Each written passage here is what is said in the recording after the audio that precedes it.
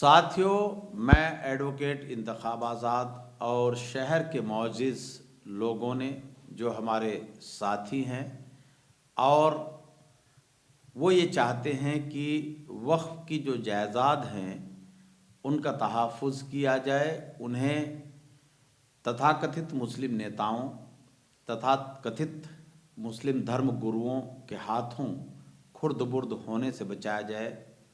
उन सब ने एक मिलजुल कर मुहिम छेड़ी है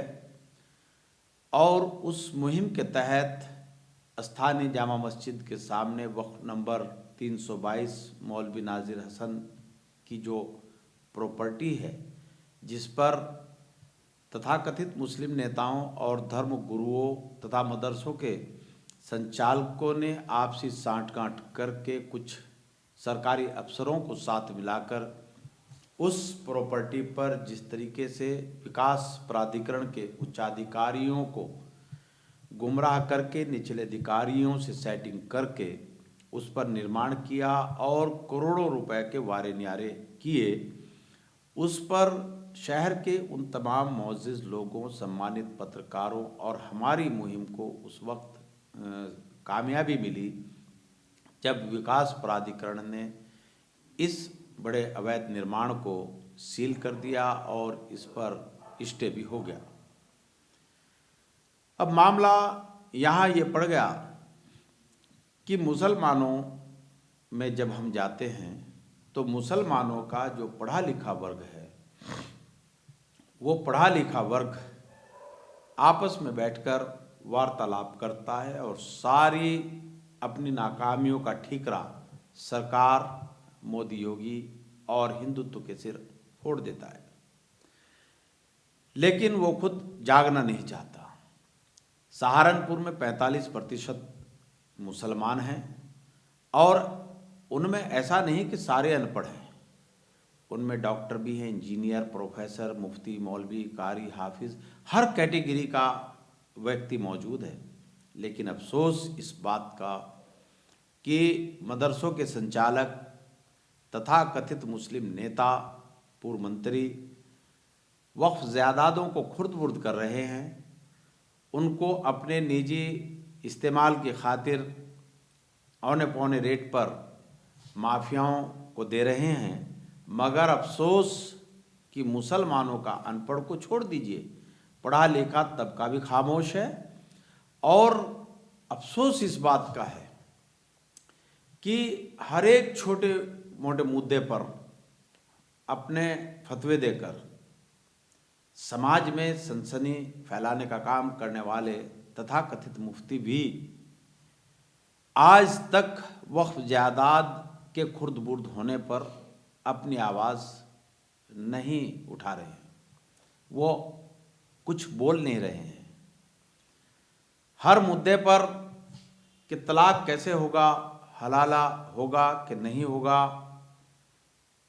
आप कैसे कपड़े पहनेंगे, इंश्योरेंस पॉलिसी कराएंगे नहीं कराएंगे, किसको वोट देंगे किसको नहीं देंगे, तमाम तर मुद्दों पर मुफ्ती इकराम हमेशा अपनी राय रखते हैं। लेकिन अफसोस इस बात का है कि इन मुफ्तियों को क्या हो गया, क्या दारुल इफ्ता को हो गया, क्या इन मदरसों के संचालकों को हो गया, क्या इन आलिमों को और उन लोगों को हो गया कि जो दीन के नाम पर रहनुमाई करने की बात करते हैं, मगर अफसोस कि वक्फ जायदाद के खुर्द-बुर्द होने पर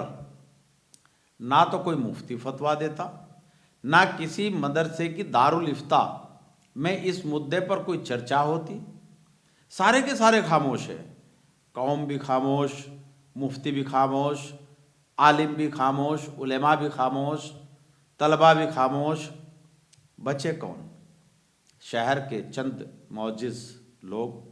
और सम्मानित पत्रकार, वो आवाज़ उठा रहे हैं। जन समर्थन उन लोगों को नहीं मिल पा रहा जो इन लोगों के हाथों वक्फ जायदाद को खुर्द-बुर्द होने से बचाना चाहते हैं। मैं बार बार एक बात कहता हूँ कि हमारी वक्फ की जायदाद को किसी बनिए, ब्राह्मण, ठाकुर, जाट, गुज्जर,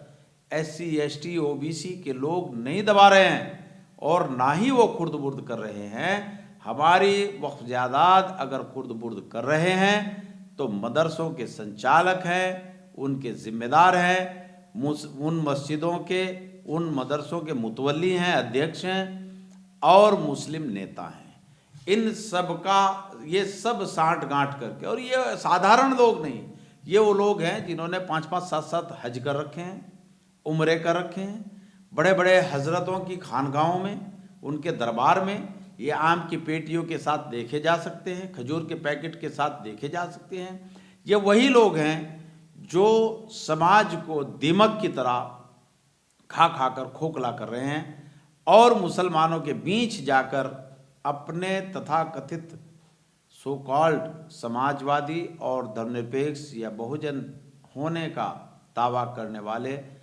नेताओं के मंचों के माध्यम से मुसलमानों को हिंदुत्व के खिलाफ, मोदी और योगी के खिलाफ उनके मन में दहशत भर के खौफ पैदा करके वहाँ पर ये अपना वोट लेते हैं और मुसलमानों में मुसलमानों के नेता बनकर मुसलमानों के पुरखों द्वारा दी गई वक्फ जायदाद को खुर्द बुर्द करके अपने ऐशो आराम की ज़िंदगी जीने का काम कर रहे हैं। तो मैं एडवोकेट इंतखाब आज़ाद तमाम मुसलमानों से आह्वान करता हूँ कि वो वक्फ जायदाद को खुर्द बुर्द होने से बचाने की खातिर उन लोगों का साथ दें जो ईमानदारी से इन जायदाद को खुर्द बुर्द होने से बचाने के लिए लड़ाई लड़ रहे हैं। और वक्फ नंबर 322 जामा मस्जिद के सामने मौलवी नाजिर हसन की जो जायदाद है, जो उस पर दुकानें बनाई गई हैं, हमने पहले भी कहा, आज भी कह रहे हैं, मदरसों के अंदर भी जाकर हमने कहा कि इन दुकानों की सार्वजनिक बोली लगाई जाए। ज़िलाधिकारी चूँकि वक्फ बोर्ड के रिसीवर होते हैं, उनसे बात करके उनकी मौजूदगी में इस निर्माण पर जो दुकानें, इस ज़मीन पर जो दुकानें बनी हैं, उनकी सार्वजनिक बोली लगाई जाए और सार्वजनिक बोली लगाकर उनसे जो धन प्राप्त हो, उस धन को मलिन बस्तियों के आसपास ज़मीन खरीदी जाए और वहाँ पर उनके लिए एजुकेशनल इंस्टीट्यूट खोले जाएं, उनके लिए मकान बनाए जाए या जो भी लोग तय करें वो बनाया जाए। लेकिन अफसोस की बात कि जमीयत उलमाए हिंद भी चुप, मुस्लिम फसला भी बोर्ड भी चुप, मिली काउंसिल भी चुप, हर एक तंजीम जो मुसलमानों के नाम पर अपनी सियासी रोटियां सेक कर अपना आर्थिक, राजनीतिक और धार्मिक साम्राज्य खड़ा किए हुए हैं, सब खामोश हैं। इसलिए मैं तमाम मुस्लिम माशरे से आह्वान करता हूं कि आप आएँ और आकर के इन जायदाद को खुर्द बुर्द होने से बचाएं। अगर आप इतने नपुंसक हो गए हैं, इतने मुर्दा हो गए हैं कि आप हक बात नहीं कह सकते, फिर हमें अपने हिंदू भाइयों के पास, हिंदू विधायक और सांसदों के पास जाना होगा और उनके पास जा कर के उनसे गुहार लगानी पड़ेगी कि मुस्लिम कौम और मुसलमानों के जनप्रतिनिधि नपुंसक हो गए हैं और वो बुज़दिल हो गए हैं, वो हक की बात नहीं कह सकते, जालिम के खिलाफ आवाज़ नहीं खोल सकते। ऐसे में आप हमारी मदद करें और इन वक्फ जायदादों को खुर्द बुर्द होने से बचाएं। साथियों, आपने मेरी बात को ध्यानपूर्वक सुना, उसके लिए आपका बहुत बहुत शुक्रिया। साथ ही मैं आपसे दरख्वास्त करूंगा कि आप अपने मोबाइल में YouTube पर जाकर तहलका एक्सप्रेस चैनल को सब्सक्राइब करने का कष्ट करें। खुदा हाफिज़।